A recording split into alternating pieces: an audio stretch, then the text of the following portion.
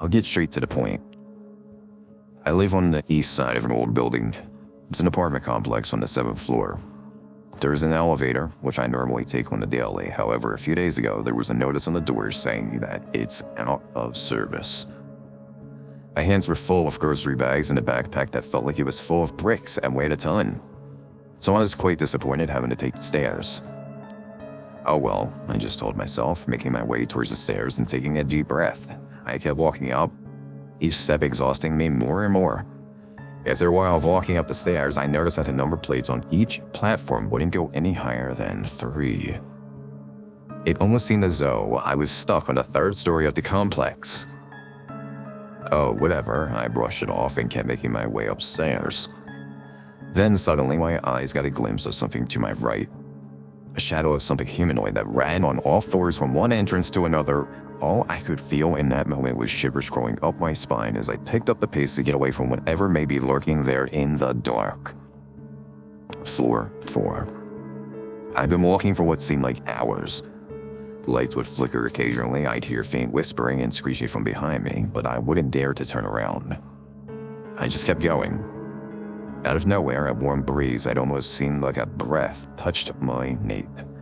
I stopped. I couldn't move. I could feel as my muscles stiffened, restricting me from even blinking. That is when I knew fear had swallowed me.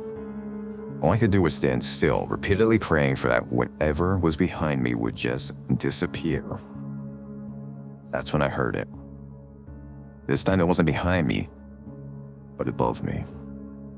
I felt a drop of something wet fall onto my forehead, accompanied with a demonic-sounding noise that sounded like it came from the very pits of hell itself. Scared and thinking of all the possible explanations to what it could have been, a broken pipe, a sprinkler, anything, I just decided to slowly tilt my head upwards. The second I looked up, my eyes met with the creature's that was looming above me. Its pale complexion and distorted face that barely looked like a face, to be completely honest, taking on the form of a very malnourished human, yet it looked so eerie.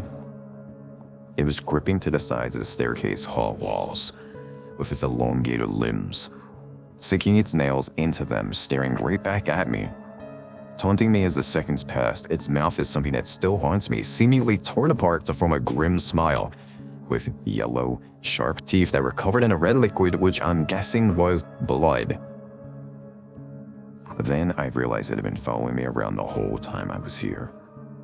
The blood pooling in its mouth was the blood from its victim before me. Now I was next. The only thing its eyes gave off was the feeling of intense hunger, as if it hadn't eaten a single thing for weeks. It was starving, and I was next on its menu.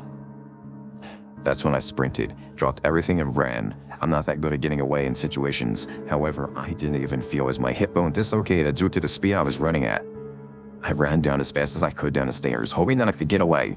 I could hear screeching and disturbing sounds coming from the thing that was now chasing me down the staircase. To say that I was terrified would be an understatement. I never felt such fear fill my body. I've never felt so scared in my life. In those moments, I really thought that I wasn't going to make it. But then, I saw the complex building door open and my elderly neighbor walk in. I ran to embrace her, frantically trying to explain the situation as she tried to assure me that I was just deprived of sleep. I wasn't.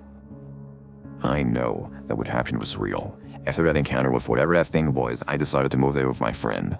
That day, I spent a night in a neighboring complex, and the next morning went to pick up my things from the apartment with a friend. No way was I going to go alone. I don't know what I saw, or what it wanted from me, but I will never be taking the staircase again.